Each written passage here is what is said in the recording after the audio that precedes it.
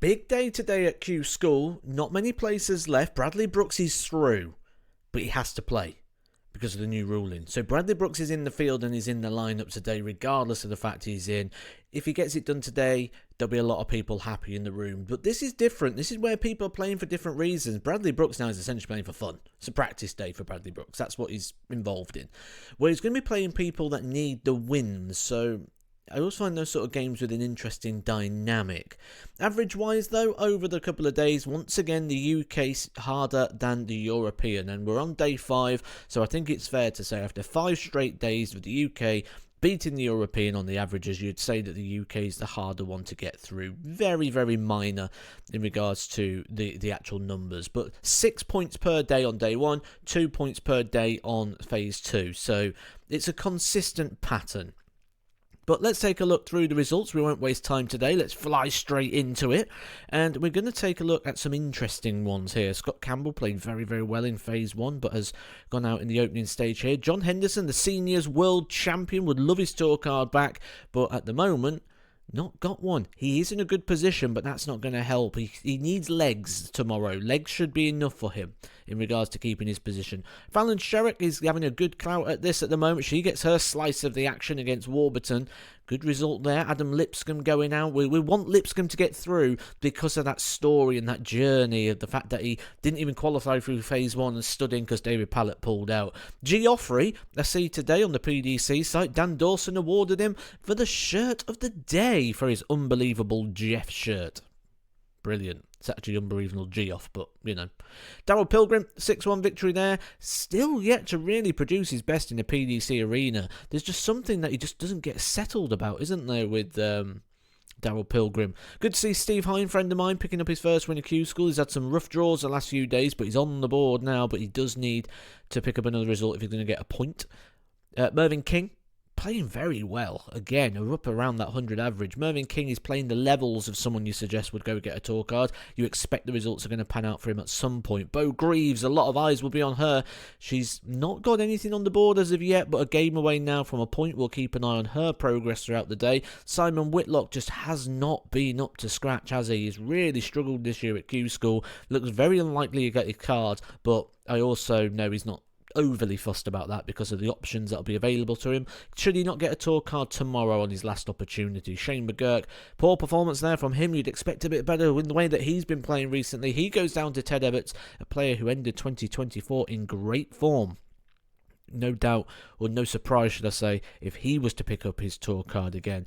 As with Graham Hall, he's played very well at Q School, been a little bit unfortunate at times not to be in a safer position, but looking good on the order of merit. If you've been following for the last few days, you're going to know what's coming next. This is the point where we discuss the players who in round 2 have exceeded the level of Q School. The level of Q School between a 16 and 18 data, 83 to 93, is the boundary you need to be in to pick up a tour card.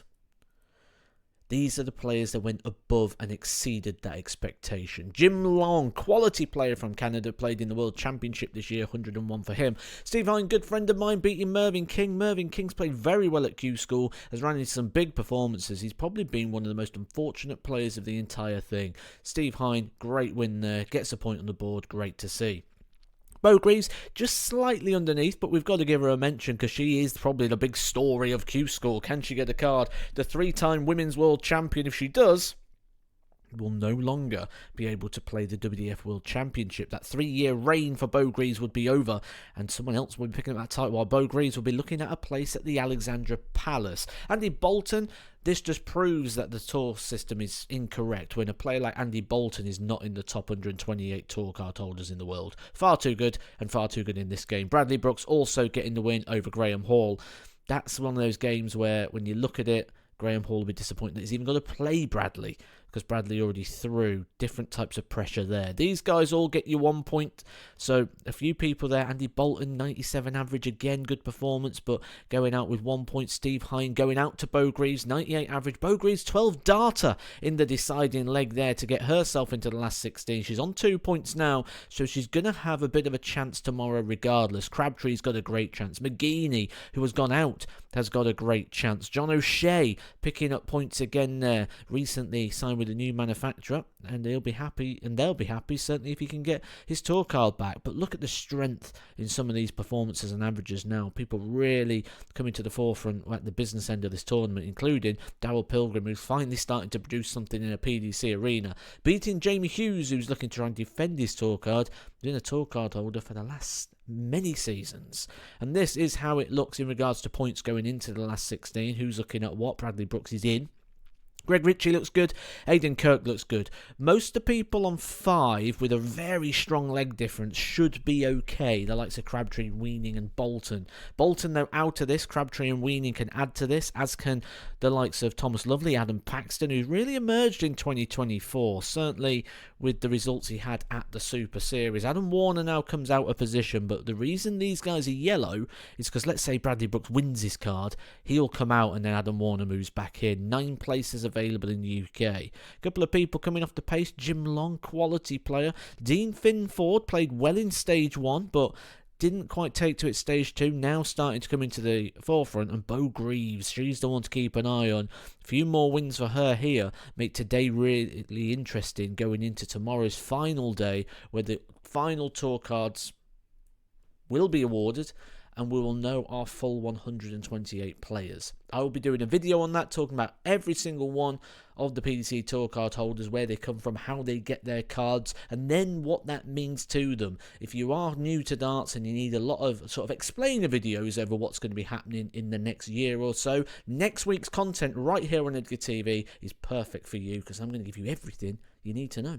The story continues. The possibility continues here in regards to Bo Greaves. She's just beat Cam Crabtree by 6 legs to 1. Cam Crabtree, a very fine player in his own right, but Bo Greaves is the story that's developing. Now, when you look at the boards here, board 1 will play 2, 3v4. So Bo Greaves will play Darrell Pilgrim in the next round, who we know is a very, very high performer from his time on the Super Series. Ted Everts goes out with a couple more points on the board as well, so it's all starting to tighten up here. John O'Shea out. Adam Paxton, a player, like we say, merged last year, who was sort of just playing the local stuff. Got a 9-darter on the ADC. That got him a place at the Super Series. He won a week there, and it's just been up, and up for him along the time. For Martin Gearson, he may be a little bit disappointed. 97 average, near enough there. Going out to Bradley Brooks, who's playing with all the freedom in the world because he's already got his tour card. As has another player who will be confirmed from the European Q School. Remember, there are 2 Q schools going on at the same time, UK and Europe.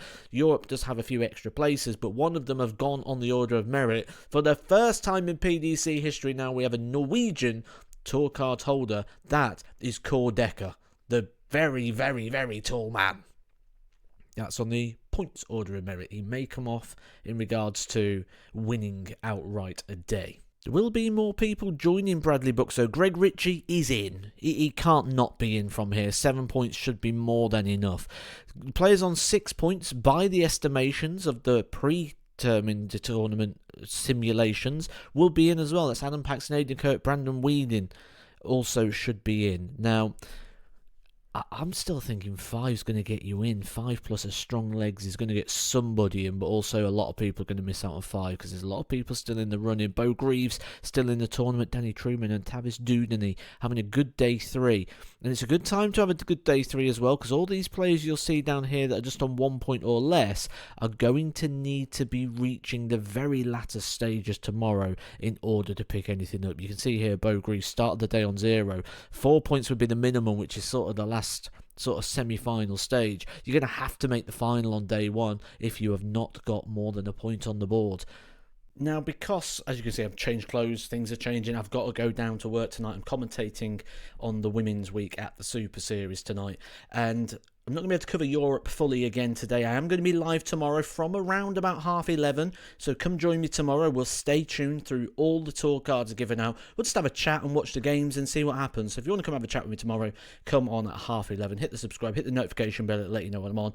But let's take a quick look at what's going on. So we're into the semi-final stage. Oskar Lukasiak, what do I keep telling you about these players from Sweden? Oskar Lukasiak into the final stage. He's won his semi-finals over Rusty Jake, looking to get back on the tour. Andreas Harrison was my Swedish pick and he's gone out in the last 16, gives himself a bit of a chance. Boris Kritschmar having a bit of a run here. Jacques Larb finally getting on a bit of a run. Hasn't really worked for him since getting his tour card a couple of years ago, but a good amount of points on the board for him. We've already covered the fact that Core Decker's got a card. Denny Older Coulter, someone I always feel is knocking on the door, and certainly with the level being a little bit lower at European Q School, looking to cash that in.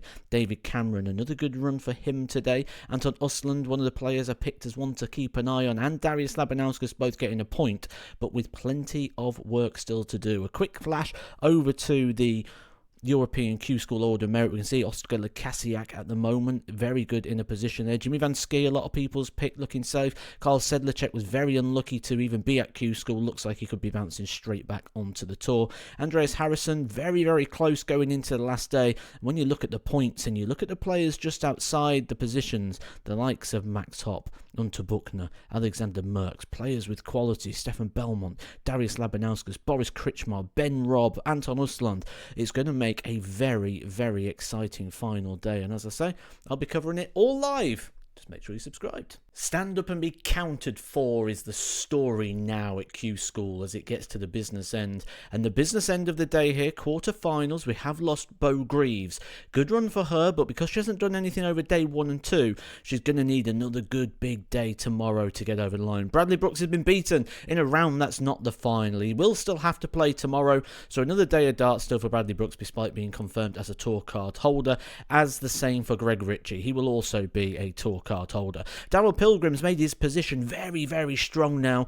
Every single year, Daryl Pilgrim's been a selection of mine, and most of you down in the comment section as well, saying Daryl Pilgrim, because you see what he's capable of on the Super Series. He's never quite put it together, though, in order to get that PDC Tour card. I believe that Daryl Pilgrim is going to be one of those players that takes ages to get to the tour, and when they do, they stay there for a while, and their game actually goes up levels once they're on the tour. Once they've actually achieved that sort of minimal target that they're trying to get. Pilgrim's going to be one to watch should he confirm his tour card here. He'll be one to watch in 2025, as will be lots of other players, which I'll bring you in a video very soon.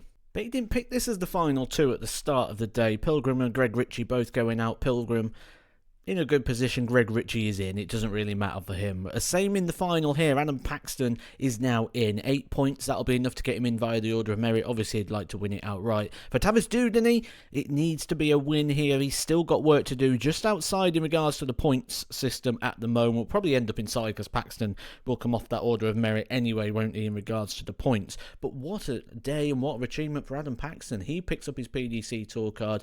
So that's 3 guaranteed spaces filled already on the UK.